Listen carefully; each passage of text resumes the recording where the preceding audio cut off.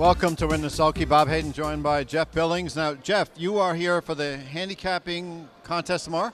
Yes, tomorrow night. So you're here for the whole weekend. I like that. You're Yeah. Friday. You're prepping for tomorrow night tonight, but you're going to be betting too.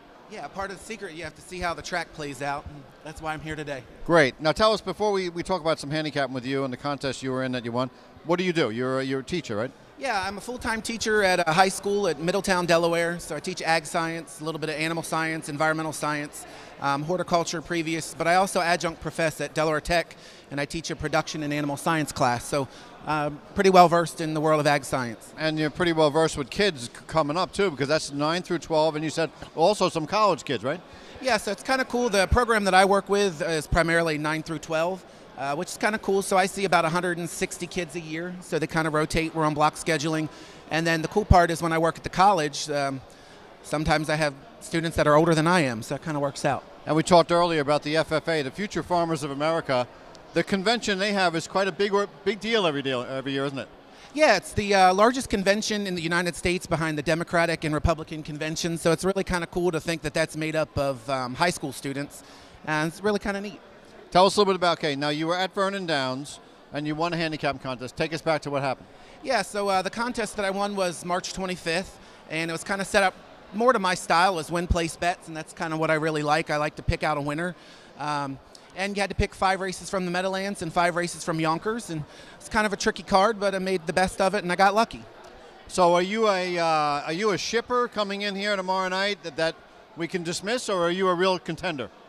I would like to think that I'm here because I think I'm a contender, but obviously, you know, everybody has a different way of handicapping, and the races play out the way that they are, and you just hope that the selections you make are beneficial to you. Now, how competitive are the handicapping contests? You know, I've been in a few. Back in my home state, we don't have very many at the 2 racetracks that I'm close to anymore, but I really did enjoy that. I'm more of a strategist, so I kind of like doing that kind of thing. But depending on the way the card opens up or the number of people that are there, on any given day, anybody could win one of those things. So I'd like to think that we all have a shot, and hopefully it plays out to my favor. Now, can I assume that you have Saturday night's card all done already? You're ready to go? I do, yeah. You're ready to go. Now, will you change any picks? How does that work? Are you going in knowing what you're betting, when, how much, or does that subject to how everybody else is doing?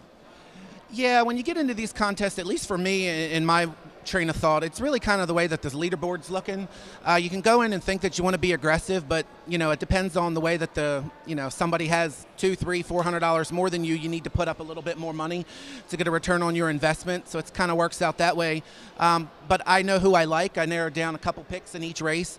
I like to look at the animal in the flesh. I'm a real big person on that. I want to make sure that they look good, they're feeling well, and hopefully the trainers did their work that week, which they always do, and sometimes it works out for us and sometimes it doesn't. Now, is there $50,000 on the line tomorrow night? Is that right? Yeah, so $50,000 total, so the winner, I think, takes home $20,000.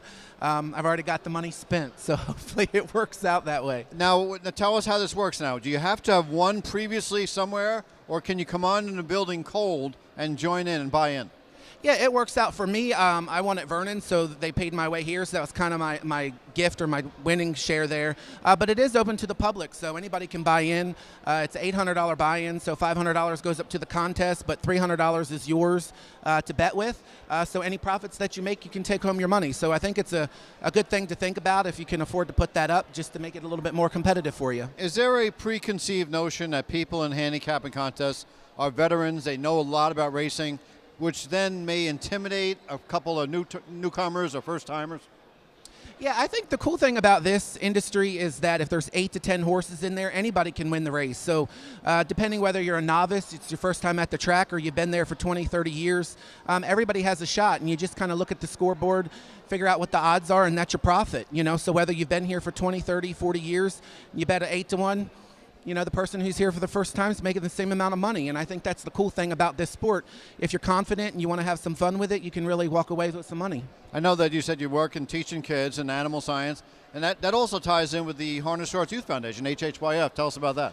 Yeah, one of the cool things about that was I was an active 4-H and FFA member myself, and my 4-H advisor, Susan Gary, back home in Delaware. Hi, Susan.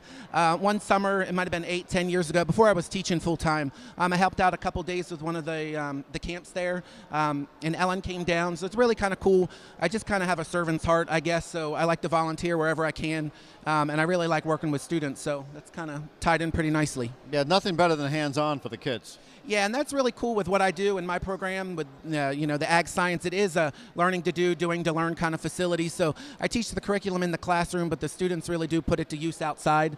They get some summer internships just to prove what they're doing in the class, and it works out pretty well.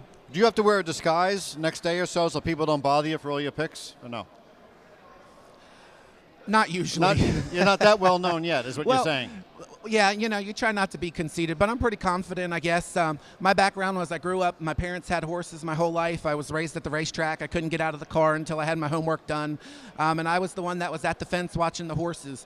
My brother would play cup ball and football with the people down the road, but I wanted to see the horses. But I also punched tickets. So I was a mutual teller at Harrington, and I got to be friends with the bettors and the people that would come in, and they do ask me for some picks sometimes. Sometimes I'm right, sometimes I'm wrong. Jack of all trades, I love it. One way for sure you won't get bothered. Put a Ken Workington mask on tomorrow night. Nobody will say a word to you. I'd like to thank Jeff Billings for stopping by. Good luck tomorrow night in the contest, and hopefully we'll see you back here again. We'll be talking to you after you win it. All right. Thanks for having me. I appreciate it. You got it. Thanks a lot.